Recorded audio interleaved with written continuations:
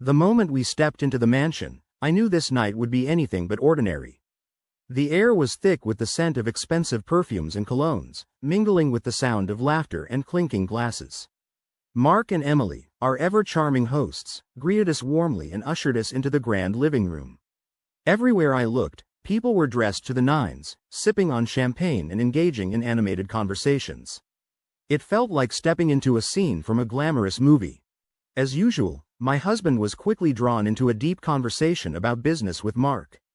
Their voices blended with the buzz of the room, and I found myself drifting away, my attention caught by a lively group gathered around a grand piano. There, in the midst of it all, was a handsome stranger playing a captivating tune. His fingers danced across the keys, and I was mesmerized by his charm and talent. Who was this mysterious pianist, and why couldn't I take my eyes off him? "Care to join me?" he asked, catching my gaze. I hesitated for a moment, then nodded, my curiosity getting the better of me. We played a duet, our hands moving in harmony, the chemistry between us undeniable. The crowd around us seemed to fade away as we finished the piece, and I basked in the applause and admiration. For a moment, I felt like a star. "You're quite the musician," he said, flashing me a smile. "I'm Tom, by the way." "Nice to meet you, Tom," I replied, my heart still racing from the performance. Tom introduced me to his friends, a group of intriguing and attractive men who were just as charming as he was. We exchanged flirtatious glances and playful banter, the alcohol loosening my inhibitions more than I cared to admit. It was thrilling, like a dangerous game, and I was all in. My husband, still engrossed in his conversation, barely noticed my absence. Seizing the opportunity, I slipped away with Tom and his friends to a more secluded area of the mansion. We found ourselves in a dimly lit room adorned with velvet curtains, the perfect setting for a risque game of truth or dare. The dares grew bolder with each round, and before I knew it, I found myself kissing Tom. The electricity of the moment was undeniable, and I couldn't help but get lost in the thrill of it all. As the night progressed, the atmosphere grew more charged. We moved to a private lounge area, where the flirtation turned into more intimate touches and whispered secrets. The boundaries of my marriage began to blur, and I found myself caught in a whirlwind of emotions and desires. What was I doing? A voice in the back of my mind tried to reason with me, but I silenced it with another glass of champagne. Tonight was about letting go, about living in the moment. Tomorrow's worries could wait. Right now, all I wanted was to see where this unexpected adventure would take me.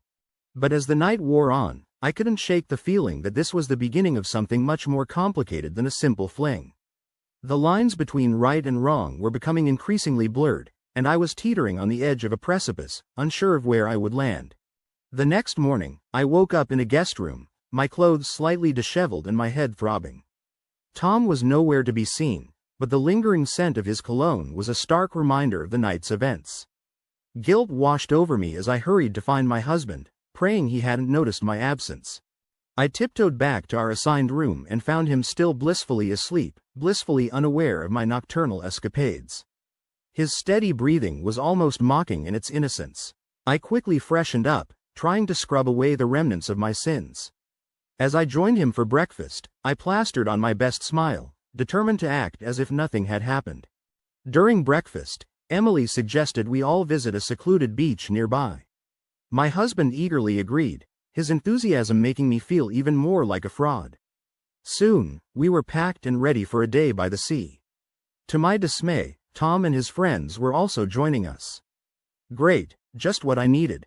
At the beach, I tried to keep my distance, but Tom had other plans.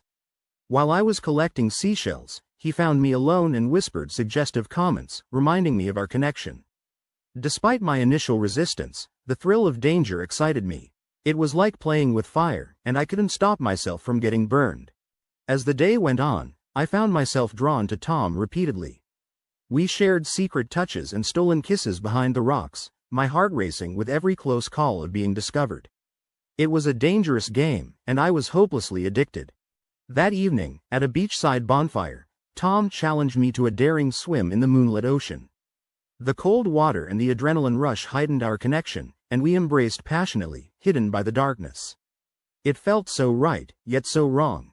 Returning to the shore, I saw my husband looking for me. Panic set in as I realized how close I was to being caught. When he questioned my absence, I lied, saying I had been exploring alone. The tension between us began to grow, and I felt the first stirrings of fear that my secret might be uncovered. The rest of the evening was a blur of anxious glances and forced smiles. My mind raced with 1,000 what-ifs, each one more terrifying than the last. How long could I keep this up? How long before everything came crashing down?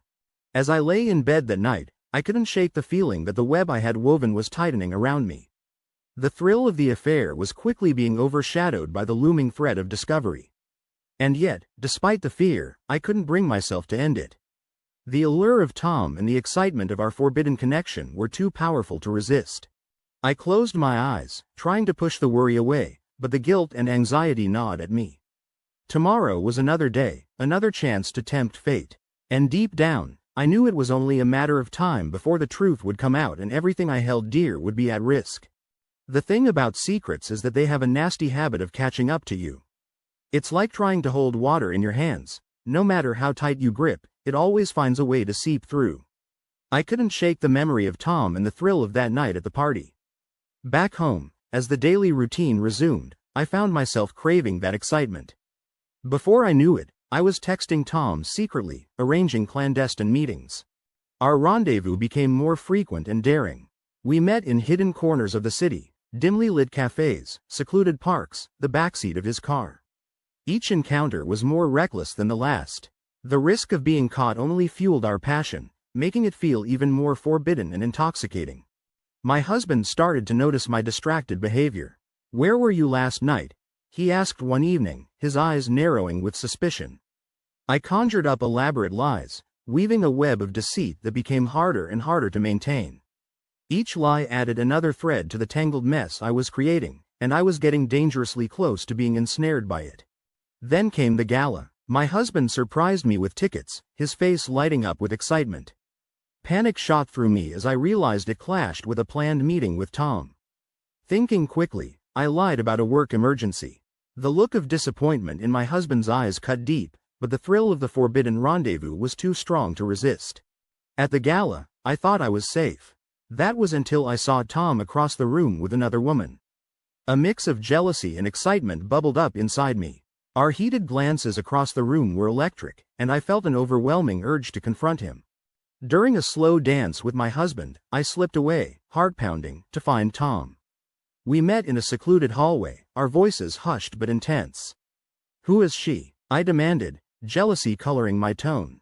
Tom smirked, which only infuriated me more. The argument quickly turned into a heated kiss, and I realized just how deep I was in. Returning to the ballroom, I saw my husband searching for me, his face a mix of worry and confusion. Panic set in as I realized how close I was to being discovered.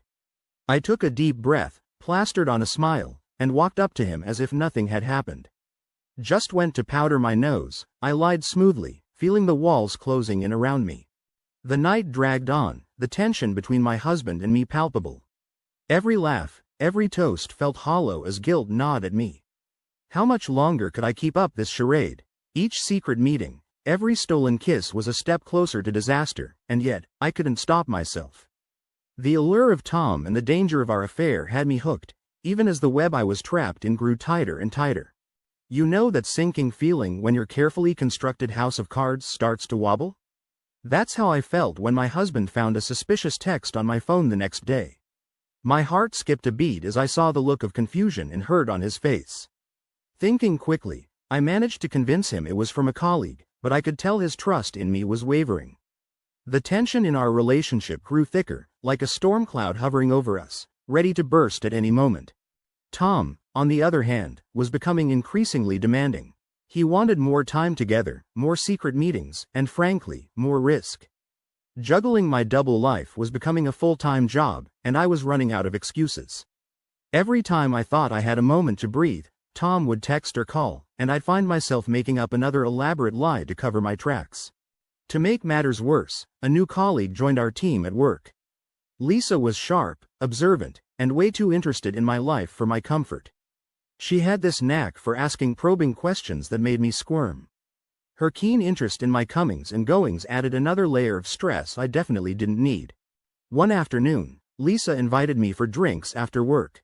I reluctantly agreed, hoping to deflect her curiosity and maybe even throw her off my scent. As the night wore on and the drinks flowed, Lisa confided in me about her troubled marriage. I saw a reflection of my own struggles in her story, which only made me feel guiltier about my affair. It was like looking into a distorted mirror. Meanwhile, my husband's suspicions continued to grow. Unbeknownst to me, he hired a private investigator. I was completely oblivious to the surveillance, carrying on my affair with Tom under the growing threat of exposure. It was like living on a knife's edge, every day a delicate balancing act. The investigator followed me to one of my meetings with Tom, capturing incriminating photos. My husband received the evidence, and his world shattered. But instead of confronting me immediately, he decided to bide his time and plan his revenge carefully. The man I thought I knew had become a stranger, and I was blissfully unaware of the storm brewing behind his calm facade. At home, the atmosphere grew colder by the day. My husband was distant and aloof, his usual warmth replaced by an icy detachment. It felt like the walls were closing in on me. I tried to maintain some semblance of normalcy, but the weight of my secret was crushing me. Every glance, every silence between us, was a reminder of the betrayal hanging over our heads. I couldn't shake the feeling that everything was about to unravel. The web I had spun was tightening, and I was trapped in it, a spider caught in her own deceit. The thrill that once electrified my affair with Tom had turned into a gnawing dread, and I was left wondering how much longer I could keep up this charade before everything came crashing down. You know you're in trouble when your husband invites you to dinner at a fancy restaurant and your first thought is, "Oh crap, what does he know?" That was me, sitting across from him, desperately hoping this was a sign of reconciliation. But the tension in his eyes told a different story. We sat in silence, the air thick with unspoken words and unspoken accusations. Every clink of cutlery felt like a nail being hammered into the coffin of our marriage. Halfway through the meal, just as I was starting to think we might actually survive the night, he slid an envelope across the table. My heart sank. I knew whatever was in there wasn't good news. With trembling hands, I opened it and saw the photos of me and Tom. Each one was a dagger to my heart. I looked up to see my husband's eyes filled with cold fury, the kind of rage that sends a shiver down your spine. "Care to explain?" he demanded, his voice barely controlled. I could feel the eyes of the other diners on us, but in that moment, the restaurant's chatter faded into the background. It was just the two of us, our world crumbling around us. I stammered, trying to apologize, to explain my actions, but the words felt hollow, even to my own ears. "It wasn't supposed to mean anything," I said, knowing how pathetic it sounded. His expression didn't change, the fury in his eyes unwavering. He stood up abruptly, tossing money on the table. "I'm done," he said, and walked out. Panic surged through me as I followed him, pleading for forgiveness, but he drove off, leaving me standing alone in the cold night. The reality of my actions crashed down on me like a tidal wave. What had I done? Desperate to salvage my marriage, I cut off contact with Tom, sending a final, heart-wrenching message. The silence that followed was deafening, and I felt the full weight of my actions.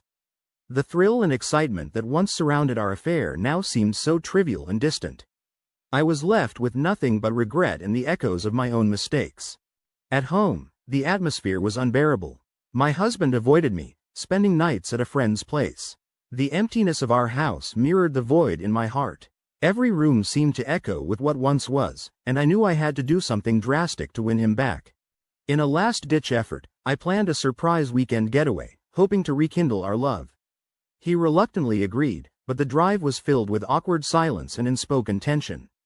Every mile felt like an eternity, the weight of our strained relationship pressing down on us. As we arrived at the quaint little cabin, I forced a smile, trying to inject some optimism into the situation. "This place is beautiful, isn't it?" I said, trying to break the ice. He nodded, but the warmth that used to fill his eyes was gone. We unpacked in silence, the once familiar routines now feeling foreign and forced. That first night, we sat by the fire, the crackling logs the only sound between us. I wanted to reach out, to touch him, to say something that would make it all better, but the words caught in my throat. The unspoken accusations and the betrayal hung heavy in the air. As we went to bed, lying side by side yet worlds apart, I wondered if we could ever truly mend what was broken. The road to forgiveness was long and uncertain, and I could only hope that somehow, through all the pain and mistrust, we could find our way back to each other. You ever try to create a romantic atmosphere in a remote cabin while your marriage teeters on the brink of collapse? It's like putting a band-aid on a bullet wound. As soon as we arrived, I set the scene. Candles, a cozy fire, the works. We spent the first evening in strained conversation, the shadows of my betrayal lingering between us like unwelcome guests. The tension was unbearable. Every attempt at small talk felt forced, every silence filled with unspoken accusations. We both knew why we were here, but neither of us knew how to bridge the chasm that had opened up between us. I kept glancing at my husband, searching for a flicker of warmth, but his eyes were cold, distant. On the second day, I stumbled upon an old, hidden journal tucked away in a drawer. It detailed the lives of previous guests, their stories of love and heartbreak written in faded ink. As I read through their tales of passion, loss, and reconciliation, I felt a strange connection. I shared some of these stories with my husband, hoping to spark a connection, a reminder of the fragility and strength of love. We decided to hike through the woods, the fresh air a welcome respite from our troubles. As we walked, the silence between us softened. The beauty of nature provided a backdrop for the words we had been struggling to say. My husband finally opened up about his feelings of betrayal and hurt. His words cut deep, but I listened, tears streaming down my face. I had been so caught up in my own guilt and fear that I hadn't truly understood the depth of his pain. That night, we sat by the fire, sharing memories of our early days together. The warmth of the flames brought a fragile sense of hope, but the road to forgiveness seemed long and uncertain. For the first time in a long while, we laughed, reminiscing about the little things that had brought us together.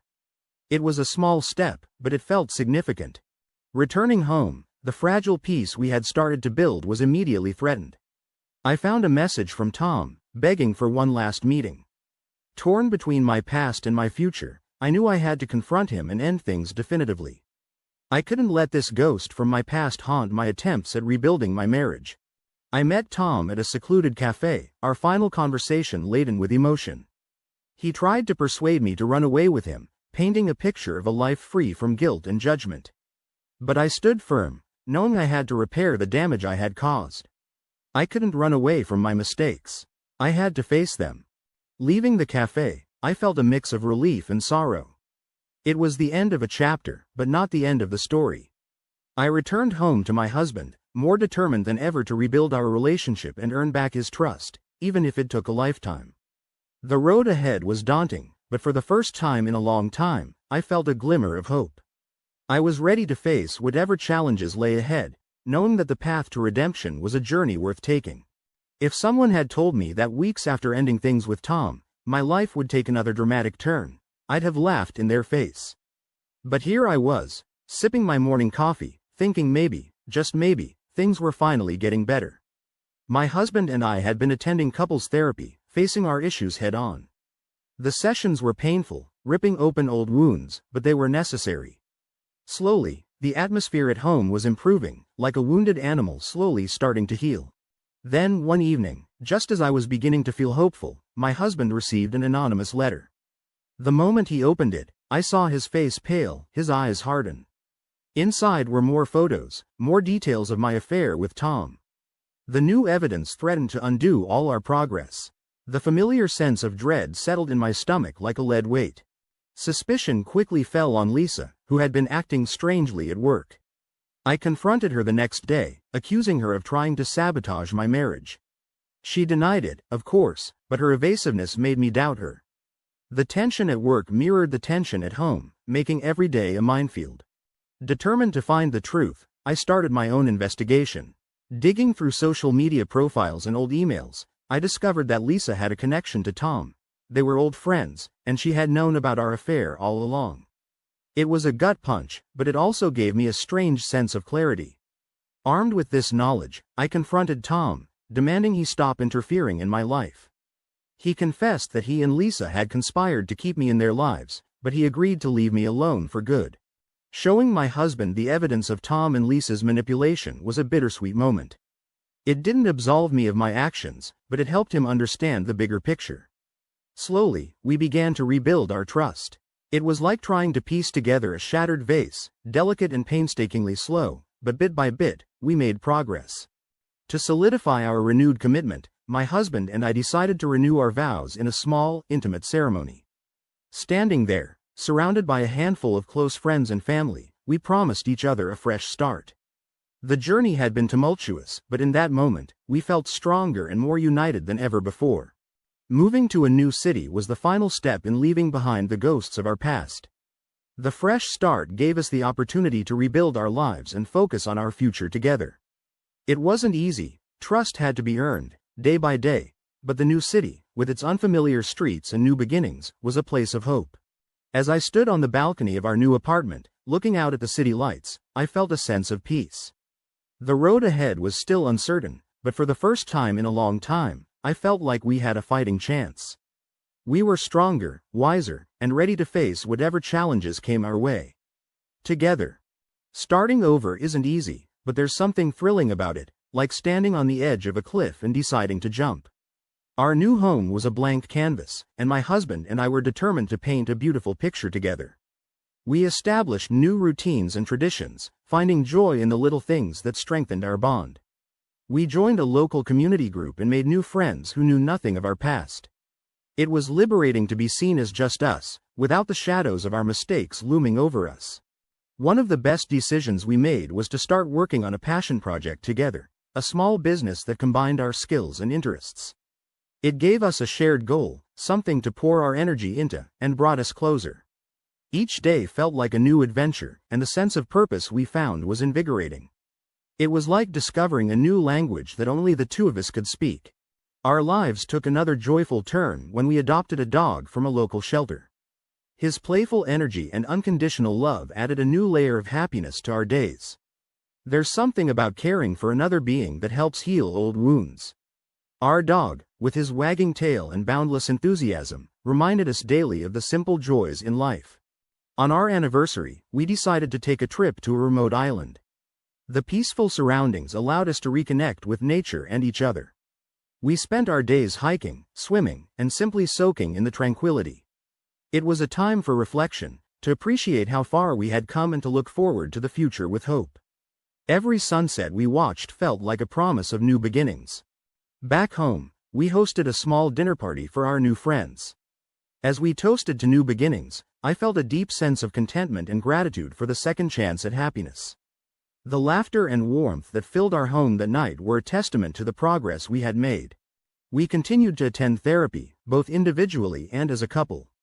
The ongoing work ensured that we didn't fall back into old patterns and kept our communication open. It was challenging at times, but we knew it was necessary. Each session was a step toward building a stronger foundation for our relationship. One day, I received a message from Tom, apologizing for everything and wishing me well. It was unexpected, and for a moment, I felt a rush of old emotions. But I knew what I had to do. I shared the message with my husband, who appreciated my transparency and the closure it brought. It was a reminder that our past, while painful, was something we had overcome together. Our journey took another exciting turn when we celebrated the news that we were expecting our first child. The prospect of starting a family filled us with hope and excitement for the future. Preparing for the baby's arrival became a new project, one we approached with love and care. We decorated the nursery together, choosing each detail thoughtfully. The anticipation of welcoming a new life brought us closer than ever. As we held our newborn for the first time, all the trials and tribulations we had faced seemed to melt away. Our love had been tested and strengthened, and we were ready to face the future together. Holding our child, we knew that we had built something beautiful out of the ashes of our past. We had learned the true meaning of forgiveness and resilience, and that understanding would guide us as we navigated the new chapter of our lives. You think you know what stress is until you become a parent. Parenthood brought new challenges, and boy, did my husband and I face them together. Sleepless nights and endless diaper changes tested our patience in ways we never imagined, but they also solidified our partnership. There's nothing quite like changing a diaper at 3 a.m. to bring a couple closer together. If you can survive that, you can survive anything. One night, our baby fell ill, and we rushed to the hospital. The fear and uncertainty were overwhelming, like a dark cloud hanging over us. Every second in that sterile waiting room felt like an eternity. But we leaned on each other for strength and support, finding comfort in our shared worry and whispered reassurances. Seeing our child vulnerable and in pain was the hardest thing we had ever faced, but it also reminded us of the strength we had as a team. During our baby's recovery, we received an unexpected visit from Lisa. She apologized for her role in the past and offered her help. Skeptical but willing to move forward, we accepted her gesture. Lisa's return brought mixed emotions. Part of me wanted to slam the door in her face, but another part recognized the genuine remorse in her eyes. Her support during our baby's illness showed her sincerity, and we cautiously rebuilt our friendship, learning to forgive and move on. Our next big adventure was expanding our business. My husband and I decided to open a second location, driven by the success of our first venture. It was a daunting task, but we tackled it with the same teamwork and shared vision that had brought us this far. The grand opening was a huge celebration, filled with laughter, music, and a palpable sense of accomplishment. We invited both old and new friends, the night marking another milestone in our journey. Our child's first birthday was a joyous occasion, surrounded by loved ones. The celebration marked not just a milestone for our baby, but also for us as a family. Every smile, every laugh, was a reminder of how far we had come. It was a day of pure happiness, a moment to cherish amidst the chaos of life. We decided to take a family vacation to a beautiful mountain resort, creating memories and strengthening our bond. The serene environment and quality time together reinforced our commitment to each other. Hiking through the woods, roasting marshmallows by the fire, and simply enjoying each other's company without the distractions of daily life, it was perfect. The mountains gave us the space to reflect and reconnect, away from the hustle and bustle of our everyday responsibilities. Back home, we focused on nurturing our relationship. We set aside regular date nights and couples retreats, making a conscious effort to prioritize our marriage. The payoff was incredible. Our connection grew stronger, and we found ourselves falling in love all over again. Those moments of togetherness, whether it was a fancy dinner or a simple walk in the park, became the glue that held us together. As we reflected on our journey, we realized that the trials we faced had forged an unbreakable bond. Our love story, marked by betrayal and redemption, was a testament to the power of forgiveness and resilience. Every challenge we overcame, every obstacle we faced, had brought us closer. We weren't just surviving, we were thriving. And that, more than anything, gave me hope for the future. Life wasn't perfect, it never is. But standing there with my husband, looking back at everything we had endured and everything we had built, I knew we were ready for whatever came next. Our journey was far from over, but we were in it together, ready to face the world as a united